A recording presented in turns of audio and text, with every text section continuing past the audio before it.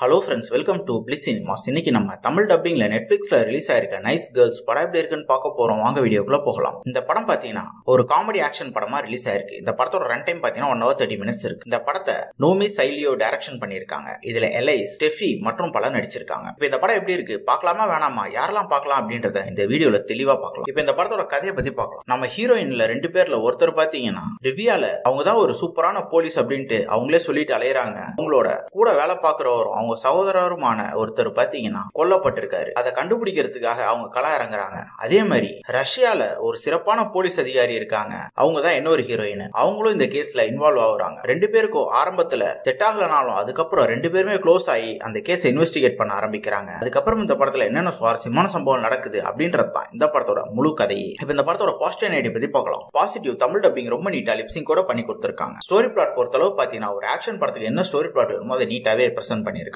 படத்துல ஒரு ஆக்ஷன் சீக்வன்ஸ்லாம் ரொம்ப சூப்பராகவே இருக்கு. டெக்னிக்கல் ஆஸ்பெக்ட்ஸ்லயும் படம் சூப்பராகவே இருக்கு. சினிமோட்டோகிராஃபி, சவுண்ட் எஃபெக்ட்ஸ் எல்லாம் பக்காவா பண்ணி கொடுத்திருக்காங்க. அதே மாதிரி பெர்ஃபார்மன்ஸ்லயும் பாத்தீங்கன்னா 2 ஹீரோயினுமே பிச்சு உதறி இருக்காங்க. ஒரு சூப்பரான பெர்ஃபார்மன்ஸ் சொல்லலாம். 2 பேரோட பாடி லாங்குவேஜா இருக்கட்டும், காமெடி சென்ஸா இருக்கட்டும், எல்லாமே அல்டிமேட்டா இருந்தது. கேரக்டர் ரேட்டிங் பொறுத்தளவு பாத்தீங்கன்னா 2 பேர் கேரக்டருமே ஈக்குவலா எழுதி எடுத்திருக்காங்க. ஸ்கிரீன் பிளே வைஸ் பார்க்கும்போது படம் கொஞ்சம் ஆன் அண்ட் ஆஃபா தான் இருக்கு. என்னதான் இவங்க ரேசியா 1.5 மணி நேரத்துல இந்த படத்தை எடுத்திருந்தாலும் அங்கங்க ஒரு சில சீன்ஸ் நமக்கு வந்து லேக் அடிக்க தான் செய்யுது. ஓவராலா பாத்தீங்கன்னா கண்டிப்பா இந்த படம் ஒரு ஒன் டைம் வாட்சபிள் படம் தான். ட்ரை பண்ணி பாருங்க. இன்னொரு வீடியோல சந்திக்கலாம். தேங்க்யூ.